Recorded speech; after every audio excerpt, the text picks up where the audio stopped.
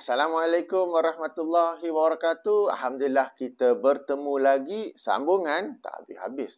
Sambungan ulasan saya ke atas sebuah fatwa yang diputuskan oleh Jabatan Mufti Kerajaan Negeri Sembilan tentang aliran Wahabi, di mana diputuskan bahawa aliran ini bercanggah dengan Ahli Sunnah wal Jamaah. Maka saya mengulas satu persatu ciri-ciri Wahabi ini yang dikatakan bercanggah. Kita sekarang masuk ke ciri nombor 10. Sebelum itu, bagi tuan-tuan dan puan-puan yang baru saja masuk menonton video ini, sila rujuk terlebih dahulu di bahagian description. Mana description tu? Exit video ini, tab pada tajuk akan keluar kotak. Di situ saya beri beberapa link atau pautan. Link pertama ialah fatwa ini sendiri dari laman web rasmi Jabatan Mufti Kerajaan Negeri Sembilan. Link kedua ialah senarai video sendiri yang saya telah buat dalam perkara ini, daripada ulasan ciri pertama sehinggalah yang ini dalam sebuah playlist. Sila tonton daripada awal supaya dapat faham isu ini dengan sebaik-baiknya. Baik, kita sekarang masuk ke ciri nombor 10, iaitu mempertikaikan ulama Nusantara yang muktabar serta kitab-kitab karya mereka. Tuan-tuan dan puan-puan, apabila saya baca ciri ke-10 ni, saya macam lama juga saya fikir. Sebab sejak bila pula membaca sesuatu kitab ataupun merujukan mana-mana ulama menjadi ciri-ciri ahli sunnah wal jamaah. Saya bagi contoh. Katakanlah mereka yang dituduh sebagai Wahabi meletakkan syarat ciri-ciri ahli sunnah wal jamaah adalah mereka yang mesti baca kitab-kitab tulisan Imam Ibn Taymiyah, Imam Ibn Qayyim dan Syekh Muhammad bin Abdul Wahab. Siapa yang mempertikaikan tiga kitab ni, maka dia bercanggah dengan ahli sunnah wal jamaah. Jika tuan-tuan dan puan-puan mendengar dakwaan seperti ini, mesti pun naik hairan je kan? Sejak bila pula yang tiga tokoh ni menjadi kriteria ahli sunnah wal jamaah sehingga kena baca? Kalau tak baca ataupun mempertikaikannya, maka anda bercanggah dengan ahli sunnah wal jamaah. Sudah tentu rasa pelik, rasa hairan dan sukar menerimanya kan? Jadi demikian juga, apabila dikatakan mempertikaikan ulama Nusantara, saya menyatakan perkara ini bukanlah kerana tidak menghormati para ulama Nusantara, bukanlah kerana merendah-rendahkan mereka. Cuma saya hairan bagaimana ini boleh menjadi ciri-ciri ahli sunnah wal jamaah sehingga mempertikaikannya berarti bercanggah dengan ahli sunnah wal jamaah. Mafhum di sebaliknya, kalau kita menerimanya, menjadi ciri-ciri ahli sunnah wal jamaah. Padahal yang patut kita lihat apa kandungan kitab tu, betul ke tidak? Bukan sekadar kitab itu, bukan sekadar ulama itu, tetapi apa yang mereka tulis dalam kitab-kitab tersebut. Okey, itu yang pertama. Yang kedua, Wahabi mana yang mempertikaikan kitab-kitab ulama Nusantara kita ni? Wahabi mana ni? Sebab beberapa tokoh yang dituduh sebagai Wahabi, yang saya tonton kuliah mereka melalui YouTube, antaranya Maulana Fakhrul Razi. Beliau lazim membuka kitab-kitab daripada para imam kita, daripada zaman Salafus Saleh sehingga sekarang.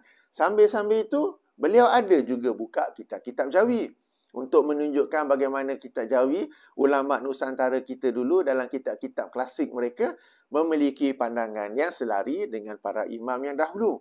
Demikian juga seorang tokoh di selatan Thailand ataupun Patani, yang ini Baba Wan Shukri ataupun Tuan Guru Wan Shukri. Beliau pun banyak membuka kitab dan sekali-sekala beliau buka juga kitab Jawi. Kan beliau di Patani selatan Thailand, kitab Jawi banyak di situ untuk menunjukkan bagaimana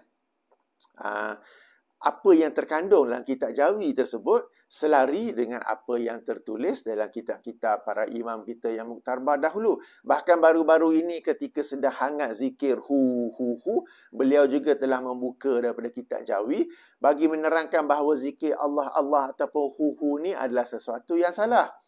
Okey, jadi itulah Wahabi mana yang mempertikaikan ni.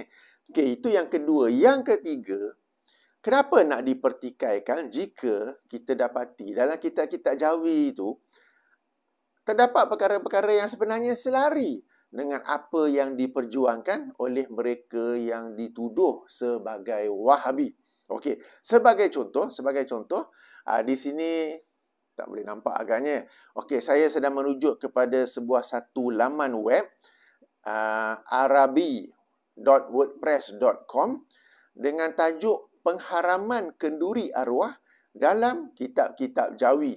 Jangan terkejut. Sebelum ni ada yang sudah terkejut. Sebelum ni ketika mengulas ciri fatwa keempat, saya membaca daripada kitab Fiqh Al-Manhaji, sebuah kitab dalam mazhab Syafi'i yang telah diterjemah ke bahasa Melayu dan diterbitkan oleh Jabatan Mufti Kerajaan Negeri Sembilan, tentang bagaimana dalam mazhab Syafi'i pun dihukum ataupun dipandang bid'ah majlis kenduri arwah dan juga majlis membaca Al-Quran dalam kenduri tersebut.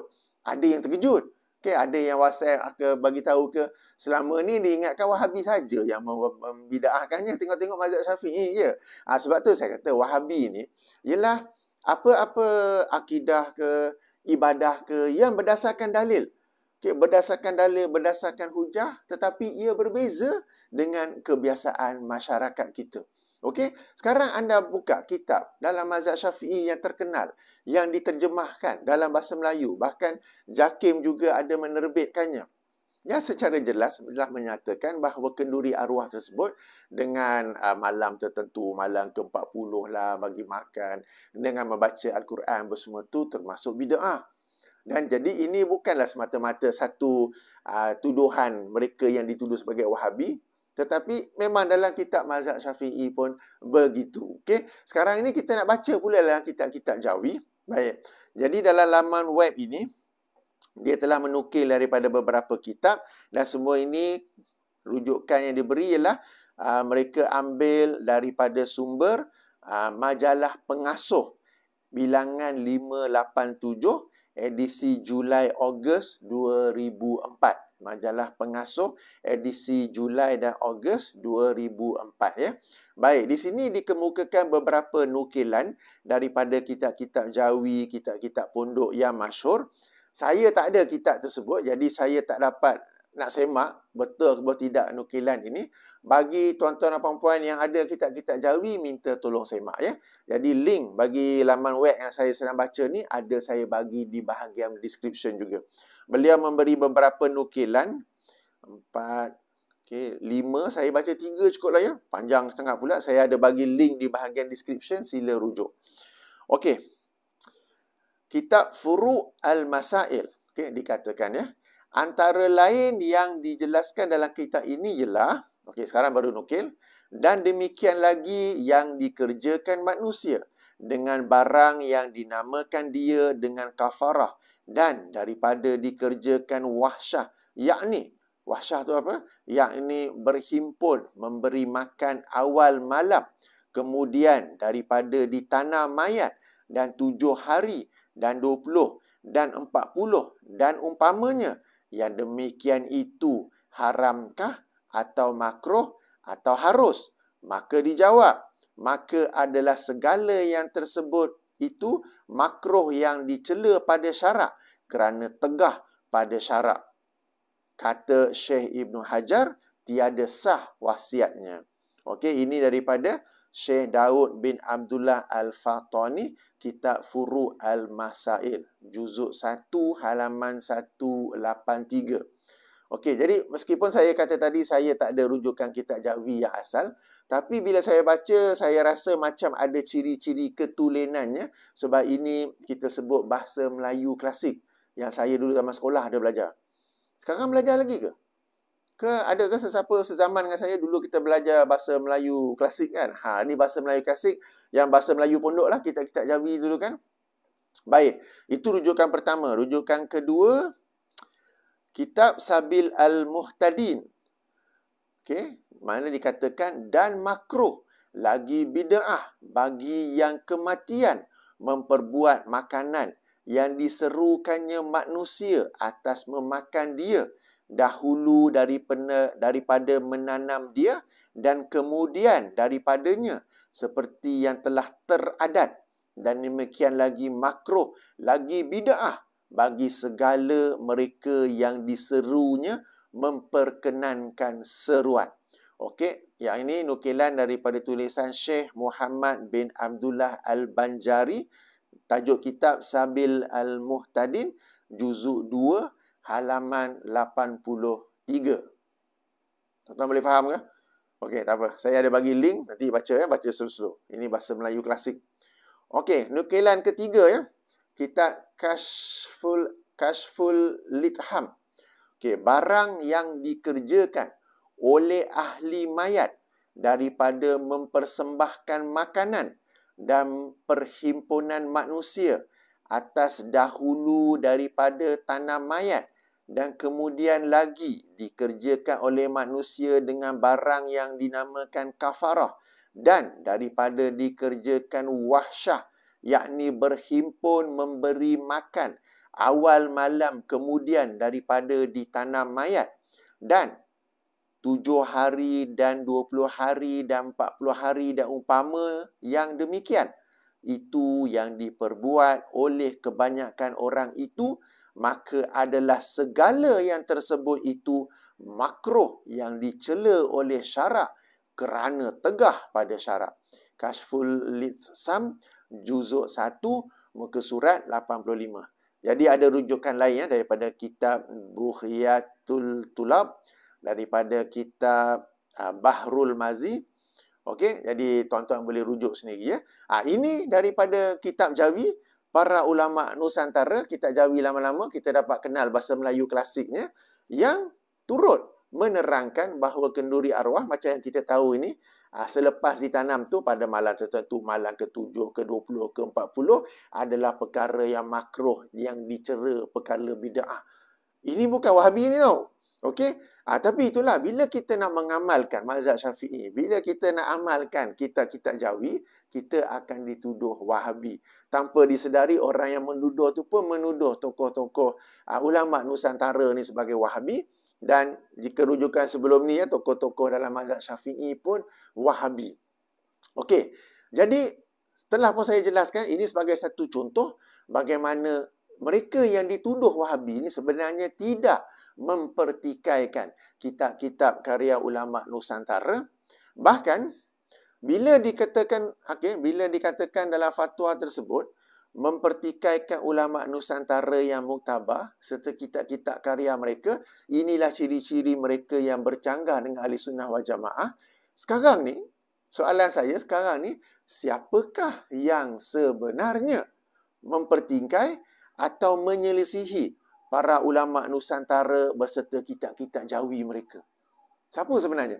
Mereka yang dituduh Wahabi atau mereka yang menuduh Wahabi? Boleh faham ke? Okey, sekarang ni sekali lagi saya ulangi. Antara ciri Wahabi yang dikatakan, antara ciri yang Wahabi itu kita letak tepi dulu. Ciri, berdasarkan kriteria daripada fatwa ini, ciri mereka yang bercanggah dengan Ahli Sunnah wal Jamaah ialah mempertikaikan ulama Nusantara yang muktabar serta kitab-kitab karya mereka. Sekarang ni, siapa yang sebenarnya mempertikaikan ataupun menyelisihi ulama Nusantara serta kitab karya mereka? Tadi saya telah baca daripada 3 buah kitab bagaimana para ulama Nusantara yang muktabar dalam kitab-kitab karya mereka, kitab Jawi dalam bahasa Melayu klasik, telah menerangkan bahawa kenduri arwah ni, baik sebelum ataupun selepas ditanamnya dia, yakni mayat itulah, pada malam ke-7, 20, 40, itu adalah makruh, yang dicela itu adalah bid'ah. Siapa yang menyelisihi para ulama Nusantara ni? Sebab mereka yang menyelisihi ni bercanggah daripada Ahli Sunnah wal Jamaah. Yang menyelisihi itu bukanlah mereka yang dituduh Wahabi, tetapi mereka yang menuduh Wahabi. Demikian juga sebelum ini, dalam ulasan ciri yang keempat, saya telah baca daripada kitab Al-Fiqh Al-Manhaji. Dalam fiqh mazhab Syafi'i, oleh 3 orang tokoh yang memang masyhur di Timur Tengah sebagai tokoh dalam mazhab Syafi'i, yang mana buku itu diterbit sendiri oleh Jabatan Mufti Kerajaan Negeri yang telah membida'ahkan kenduri arwah dan membida'ahkan bacaan majlis bacaan Al-Quran. Jadi sekarang ni, siapa yang sebenarnya menyelisihi mazhab Syafi'i? Mereka yang dituduh sebagai Wahabi atau mereka yang menuduh sebagai Wahabi? Sebab mereka yang dituduh sebagai Wahabi, mengikuti ataupun memiliki pandangan yang selari dengan kitab fiqh manhaji tersebut. Mereka yang menuduh Wahabi tu, mereka yang sebenarnya kontra dengan kitab mazhab Syafi'i tersebut. Sama juga dengan kitab-kitab Jawi ni. Yang menuduh tu, mereka yang sendiri, yang sebenarnya menyelisihi kitab-kitab Jawi itu. Jadi nampaknya yang sebenarnya bercanggah dengan ahli sunnah wal jamaah bukanlah yang dituduh Wahabi, tetapi yang menuduh. Jadi tuan-tuan dan puan-puan, ambil perhatian ambil perhatian tentang perkara ini. Jadi bukan yang ini saja. Banyak perkara lain, mereka yang dituduh sebagai Wahabi itu sebenarnya bukan saja memiliki dalil daripada Al-Quran dan hadis, tetapi juga memiliki dalil ataupun memiliki rujukan daripada kitab-kitab yang muktabar oleh para imam, baik dalam mazhab Syafi'i atau selainnya, juga daripada kitab-kitab Jawi yang ditulis dalam bahasa Melayu klasik oleh para ulama Nusantara kita. Jadi tuan-tuan dan puan, ambil perhatian tentang perkara ini. Baik, ini saja yang saya nak kongsi. InsyaAllah kita sambung video lain pula, mengulas ciri seterusnya pula ya. Baik, subhanakallahumma wa bihamdika asyhadu an la ilaha illa anta astaghfiruka wa atubu ilaika. Assalamualaikum warahmatullahi wabarakatuh.